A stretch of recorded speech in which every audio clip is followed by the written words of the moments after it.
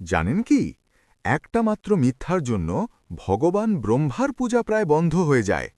শুনুন তাহলে।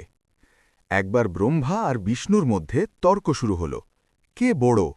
ঠিক তখনই আকাশ ফেটে নেমে এলো এক অসীম জ্যোতির স্তম্ভ, লিঙ্গরূপে স্বয়ং মহাদেবের আবির্ভাব। শিব বললেন, যে এই স্তম্ভের শুরু বা শেষ খুঁজে পাবে সেই শ্রেষ্ঠ।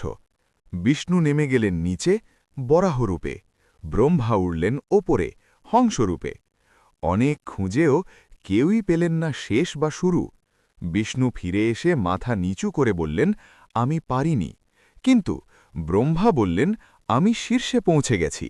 এই মিথ্যা শুনে মহাদেব ক্রুদ্ধ হলেন এবং দিলেন ভয়ানক অভিশাপ, পৃথিবীতে তোমার পূজা প্রায় হবে না। তাই আজও ব্রহ্মার মন্দির খুবই কম।